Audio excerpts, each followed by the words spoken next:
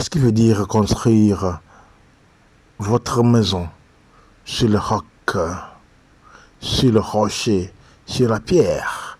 C'est construire votre famille, votre vie, vos projets de vie sur Jésus-Christ. Construire votre vie, tout sur Jésus-Christ. C'est le roc éternel pour pouvoir vous sauver la vie. C'est ça. Construire votre vie sur Jésus-Christ, qui est le roc éternel pour toujours. Salut. Shalom. Prions le Seigneur. Seigneur notre Dieu, je te remercie pour tout ce que tu ne cesses d'effectuer dans ma vie comme miracle. Merci beaucoup pour l'audience que tu me donnes chaque jour. L'audience que tu prépares. Tu as préparé, que tu continues par préparer. Merci beaucoup pour leurs familles respectives, pour les vies, pour leurs entourages. Merci beaucoup pour le déblocage professionnel, financier, des esprits mauvais de bonheur, de chance, sanitaire, des arbres généalogiques, matrimoniaux, maternels, rachat de leurs âmes, que tu ne cesses de leur offrir. Seigneur, merci. Et merci beaucoup pour toute délivrance, transformation, récupération, exorcisme, sanctification, purification, récupération, réparation, pour toute augmentation de leur foi,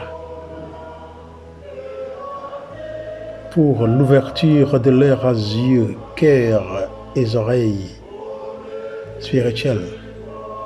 Seigneur, merci. Merci pour tout. D'être à leur côté, pour les soulager en tout temps. Merci beaucoup pour la prière que tu as faite à leur faveur, Seigneur Jésus. Tu as prié pour nous. Tu as prié pour nous qui sommes pour toi. Pour ceux qui ne sont pas encore là, qui ne sont pas encore nés. Et lorsqu'ils viennent et qui croient en toi, qu'ils soient aussi bénis. Seigneur, merci. Que ta prière sacerdotale, que ta prière éternelle reste dans la vie de cette audience que tu me donnes toujours. Que cette prière soit l'eau vive qui jaillisse toujours de ta croix au calvaire et ton sang précieux, qu'il continue par jaillir dans leur vie pour qu'ils soient comme l'arbre planté au bord du fleuve, où toujours ils ont leur sève, toujours riche.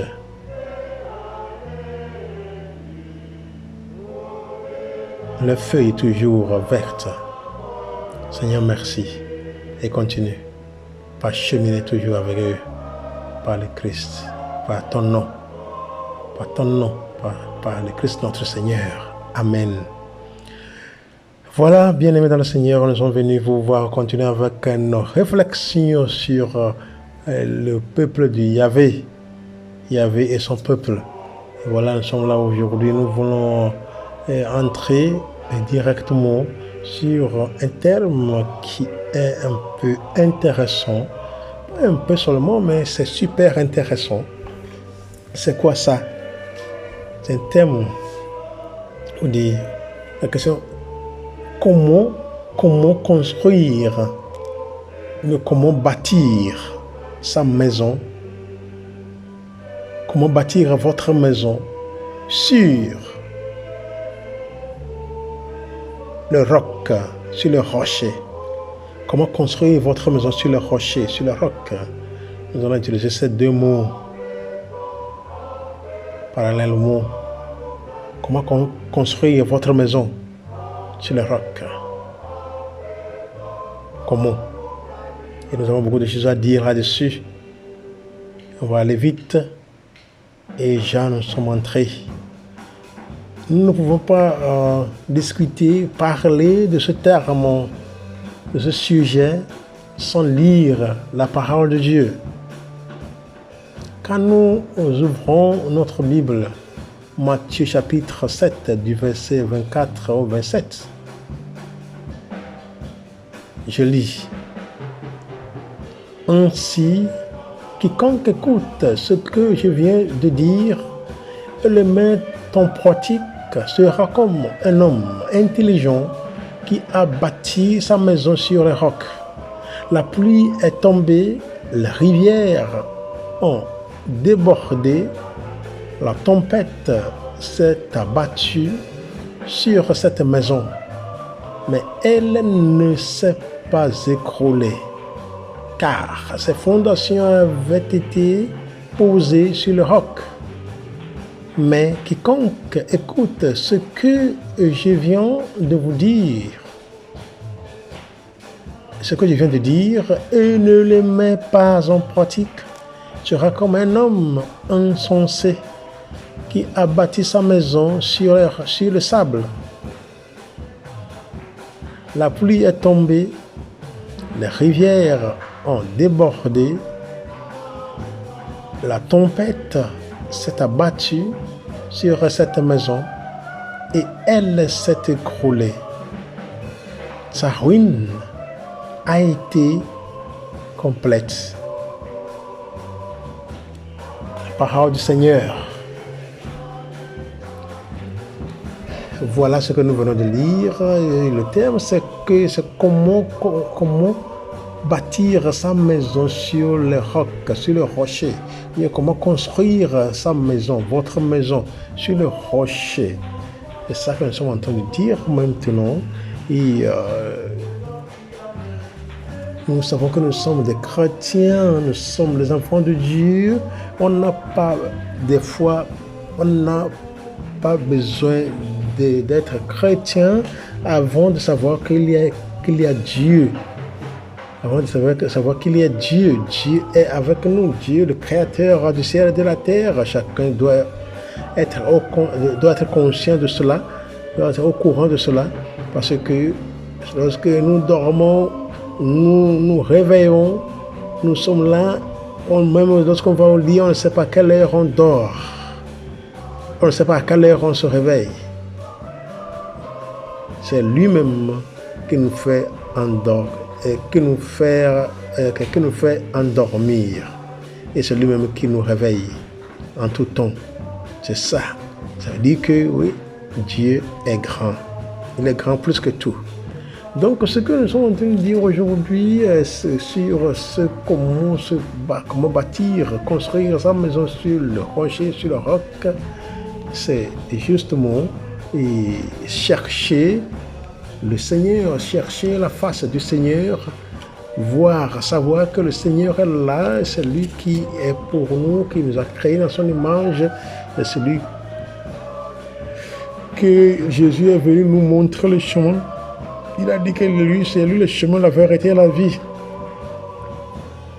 Personne ne peut aller chez le Père, au Père sans passer par lui. Donc voilà. Dans la maison dont nous sommes en train de parler ici aujourd'hui, ça nous invite encore à un autre texte biblique avant que nous n'entrions par discuter sur le terme même que nous sommes en train de discuter. Donc cela est ce qui nous pousse, c'est savoir ce que le dialogue entre Jésus et ses apôtres. Jésus a posé la question à ses apôtres, qui est Matthieu chapitre 16, du verset 13 au 20. En ce temps-là, Jésus arrivé dans la région de Césarée de Philippe, demandait à ses disciples, au dire des gens, qui est le Fils de l'homme. Ils répondirent, pour les uns Jean le Baptiste, pour d'autres Élie, pour d'autres encore Jérémie, et l'un ou l'un des prophètes. Jésus leur demande, et vous, que dites-vous? Pour vous, qui suis-je? Alors Simon-Pierre prit la parole et dit, tu es le Christ, le Fils du Dieu vivant. Prenant la parole à son tour, Jésus lui dit, heureux es-tu, Simon, fils de Jonas. Ce n'est pas la chair et le sang qui t'ont révélé cela, mais mon Père qui est aux cieux. Et moi, je te le déclare. Tu es Pierre, et sur cette pierre, je bâtirai mon église. Et la puissance de la mort ne l'emportera pas sur elle. Parole du Seigneur. Oui, je ne voulais pas continuer jusqu'à ce que j'ai dit, comme voilà, parce que ce qui nous intéresse, c'est parler de roc, rocher. C'est ça. Donc, selon ce que nous venons de lire, c'est par là que le discours a commencé. Vous voyez que la première lecture que nous avons lire sur qui bâtir la maison sur le roc, c'est l'homme intelligent qui bâtit sa maison sur le roc, sur le rocher. Et la pluie tombe, les rivières ont débordé, la tempête s'est abattue sur cette maison, mais elle ne s'est pas écroulée, car ses fondations avaient été posées sur le roc. C'est ça. Nous tous, nous avons dans nos villages, ou d'où nous venons, ou dans la cité où nous sommes nés, on a des constructions, les constructions qui continuent d'être. Les gens continuent par se bâtir des maisons pour pouvoir habiter là-dedans. C'est ça.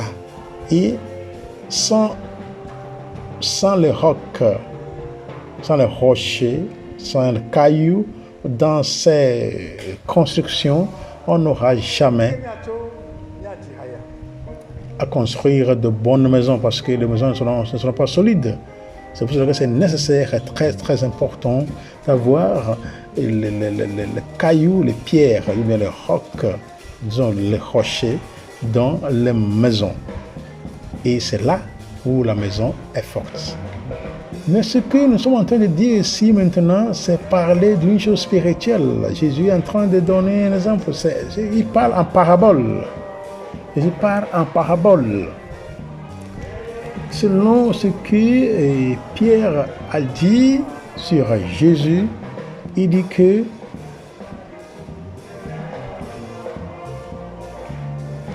tu es le Christ, le Fils du Dieu vivant. Tu es le Christ, le Fils du Dieu vivant. Donc, Pierre est en train d'affirmer, de confirmer que Jésus, il est le Christ. Il est le Christ, le Fils du Dieu vivant. Qui peut affirmer que Jésus est le Christ, le Fils du Dieu vivant, sans passer par d'expérience? C'est parce que justement, Pierre, il est passé par expérience avec Jésus. Il était avec lui. Donc, lorsque Jésus leur a posé la question au dire des gens, Jésus voulait savoir que les gens qui sont à l'extérieur, les gens publics, les gens en général, qu'est-ce qu'ils disent sur le Fils de l'homme. Donc, c'est ce que les gens ont dit sur Jésus, d'être Jean le Baptiste, d'être Élie, d'être Jérémie, ou bien l'un des prophètes anciens. Mais Jésus voulait savoir, c'est ça que les gens ont dit. Mais il voulait savoir d'eux-mêmes comme apôtres, qui sont avec lui 24 heures sur 24 heures, sortant ensemble, mangeant ensemble, travaillant ensemble. Qu'est-ce que eux-mêmes disent de Jésus? C'est ça qu'ils voulaient savoir. Si les gens ont dit que je suis tel, c'est ça. Ça, c'est leur mentalité, ça, c'est leur compréhension. Ça, c'est leur point de vue de voir les choses. Mais vous, en tant que les miens, avec qui je suis, jour et nuit, qui suis-je? Voilà, Simon-Pierre, il a fait beaucoup avec Jésus. Il est parmi les premiers disciples que Jésus avait choisis avant de les faire apôtres. Il a fait beaucoup avec Jésus. Il a vu beaucoup de choses avec Jésus. C'est lui qui voulait marcher sur les eaux pour aller chez Jésus sur la mer. Lorsqu'ils étaient dans la barque avec les autres, quand Jésus s'est apparu à eux, voilà, ils voulaient venir. Quand ils ont pris peur que Jésus était fantôme, Jésus leur a dit que c'est moi. Et puis, c'est Simon Pierre qui a dit que c'est le Seigneur, si c'est toi. Ordonne à ce que je vienne chez toi, vers toi. Jésus dit que viens. C'est lui qui a fait la marche là, vers Jésus, en allant. Et puis voilà, chemin faisant, qu'il a commencé par s'enfoncer dans l'eau. C'est lui qui est le pêcheur au bord du lac que Jésus a vu. C'est lui encore qui pêchait avec les autres quand Jésus lui a dit de jeter les filets au large. C'est lui. Donc, il a fait d'expérience avec Jésus. Donc, Jésus est pour lui le Fils de Dieu.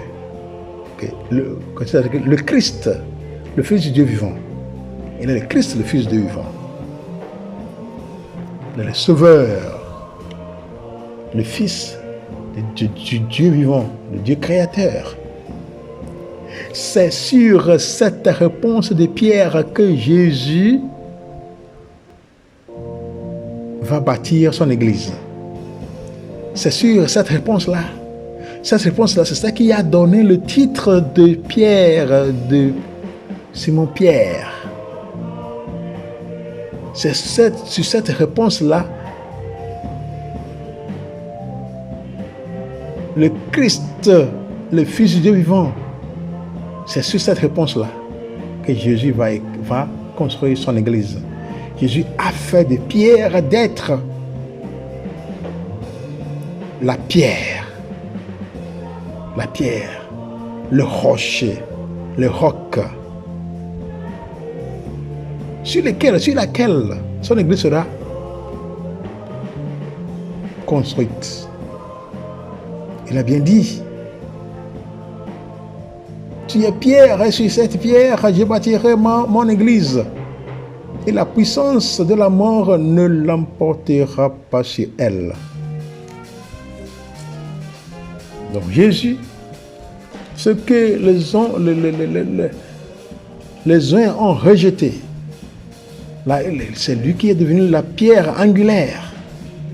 C'est la pierre rejetée là qui va devenir la pierre angulaire, qui sera une pierre à utiliser pour la construction. Le pilier important pour construire la maison.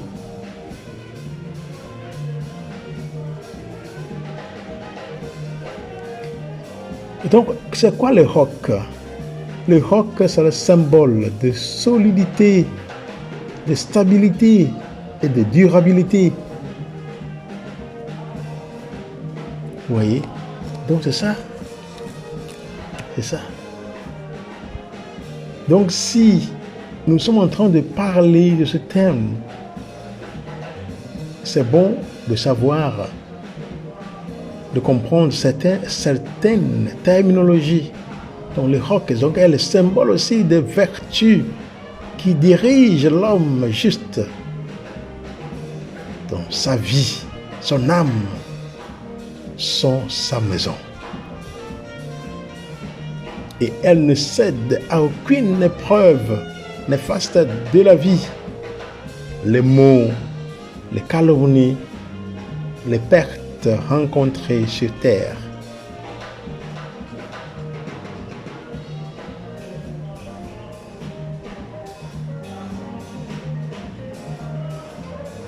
Donc ce symbole qui est le roc aussi. Et nous allons voir, ce sont les difficultés. Ce sont les difficultés que les apôtres, les disciples vont rencontrer. Vous voyez, ce sont les difficultés. Les pierres, tout ça là, ce sont les difficultés que les apôtres vont rencontrer. Ce sont les épreuves. Et ces épreuves sont dans la parabole. La pluie tombe, les torrents, les vents. Ces choses-là sont symboliques que nous avons lues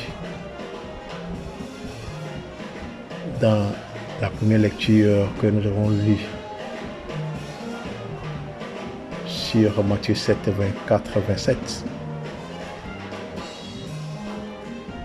Et cette maison, quand on parle de maison, c'est notre vie, c'est notre famille, c'est notre projet, c'est nos projets de vie, c'est vos projets de vie, le projet qui vous tient à cœur. Ce sont les choses-là.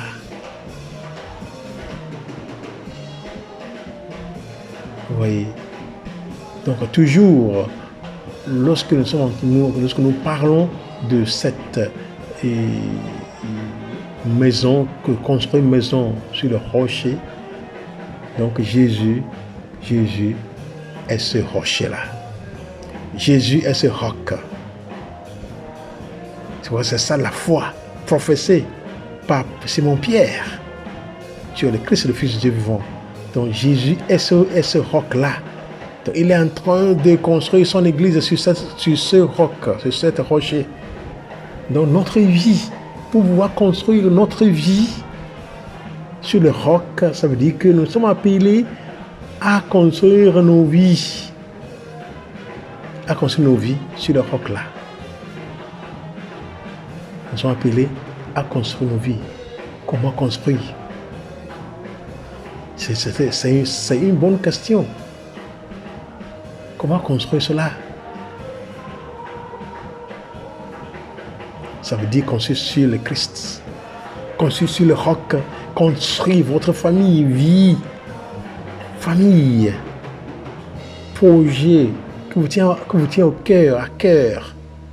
Construire cela sur le Christ et avec le Christ. Pas seulement sur le Christ comme roc, comme rocher, comme pierre, mais avec lui aussi. Et je dirais, il faut construire votre église, il faut construire votre maison sur le Christ et avec le Christ, car tout est pour lui, par lui et en lui. Lorsqu'on construit notre église, tout ce que nous voulons construire notre maison, avec lui, en lui et par lui, tout sera bien parce que c'est de lui que tout vient. C'est de lui que nous pouvons dire que nous avons notre être. Car tout est de lui et par lui et pour lui. À lui la gloire pour l'éternité. Vous voyez?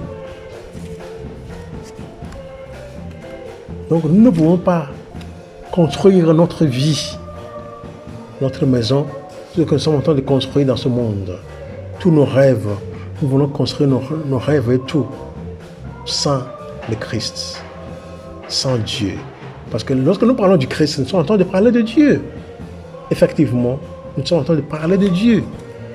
Oui, parce que le Christ même, lui seul, ne marchait pas. Il ne va pas seul. Essayez de construire cette maison sur une pierre solidifiée.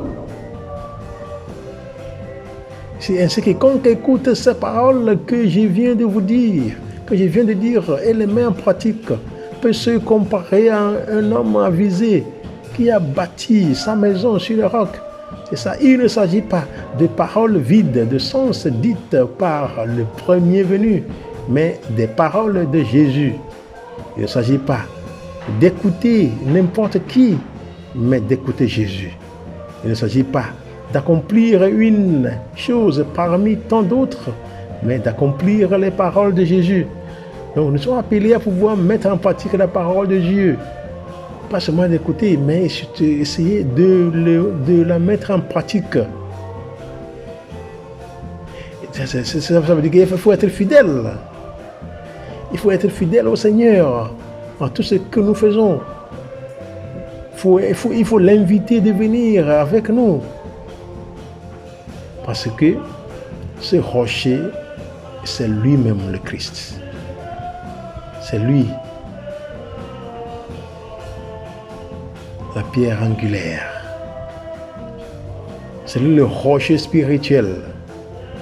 Si nous croyons en Dieu, si nous disons que ça n'existe pas, cette maladie, moi je vais m'en sortir, je serai guéri.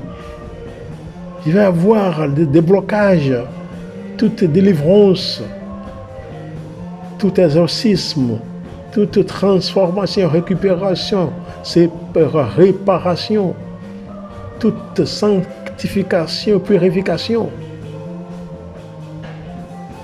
C'est de ce rocher spirituel, ce roc spirituel. C'est à lui que tout sera accompli. Il faut toujours le chercher. Il ne faut pas rester à l'écart, disons, à l'écart, très loin de lui. On sait qu'il a été rejeté, mais c'est là même. C'est là même. Pierre a confessé. Quand les tempêtes viennent, on fait quoi? Les tempêtes sont quoi?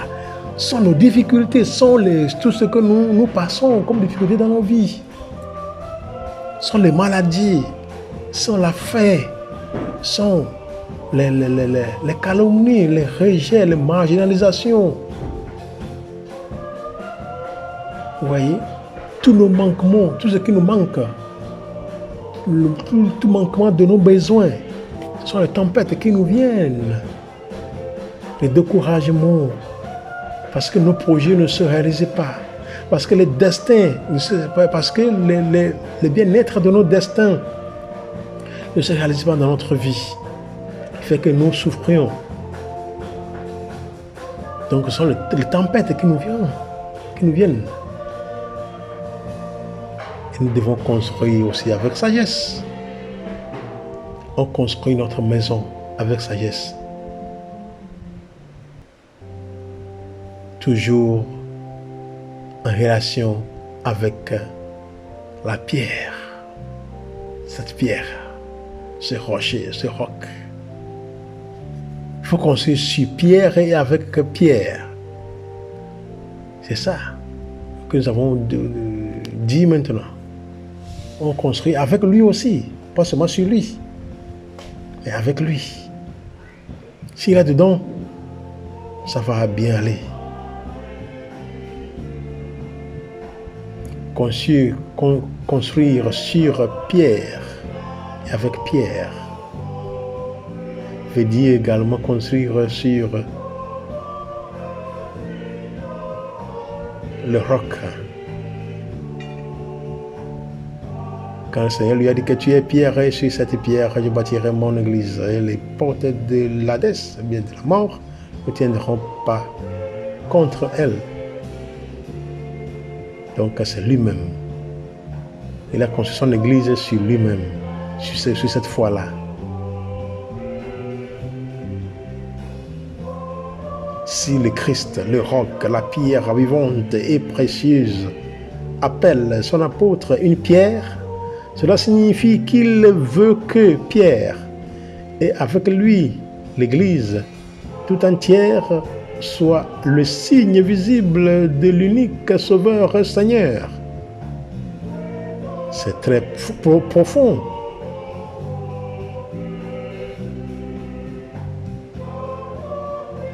Il veut que nous nous confions en lui.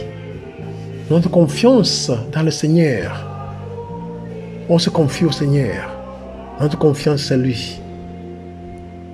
Il n'y a rien que nous faisons qui est en dehors de lui. On lui montre nos projets de vie. Nous montrons au Seigneur nos projets de vie. Donc celui qui se confie dans le Christ ne sera pas confondu. Oui, mes frères et sœurs.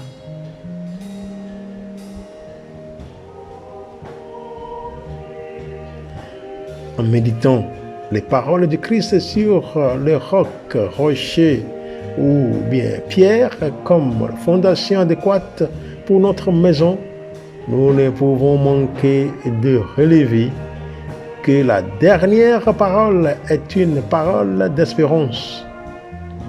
Jésus dit que malgré les déchaînements, les éléments, la maison ne s'est pas effondrée parce qu'elle était fondée sur le roc. C'est ça. C'est ça. Et qui est ce roc-là? C'est lui, non? Donc moi, mon cher, ma chère, si votre maison, tout ce que vous êtes en train de faire, votre travail, ce que vous êtes en train de chercher, votre étude, tout ce que nous sommes en train de faire dans cette vie comme travail, comme engagement, sans fonder cela en la personne du Christ, on ne réussira jamais.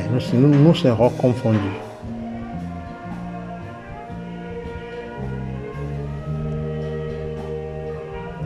Dans cette parole,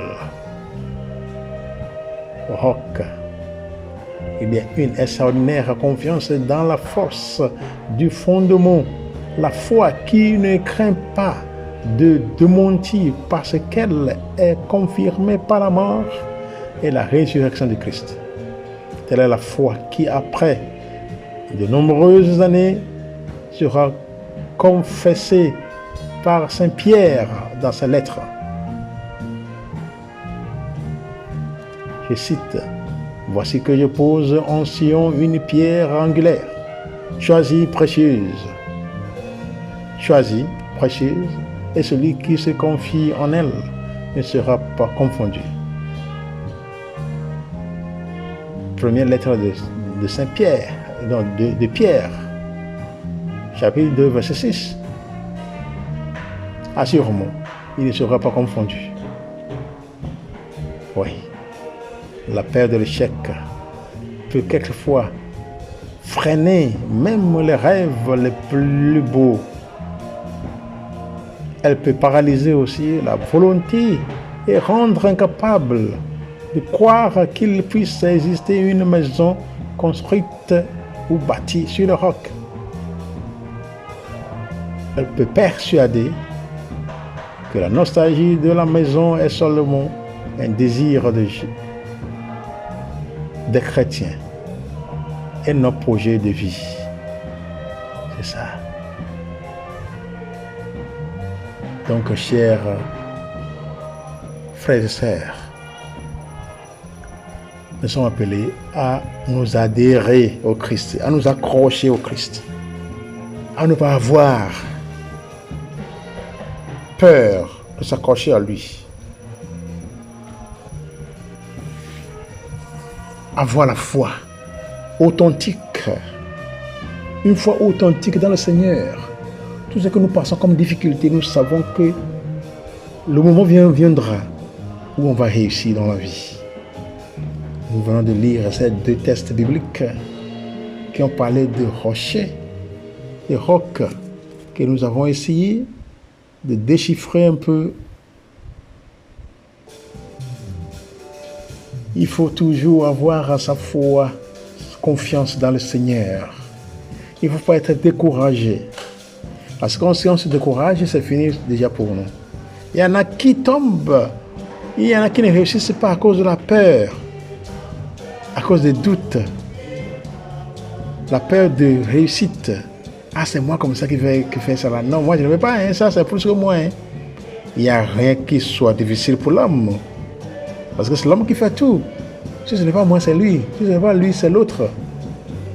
Donc, lorsque nous sommes incapables de réaliser les travaux qui sont devant nous, ça ne veut pas dire que d'autres hommes ne peuvent jamais l'accomplir.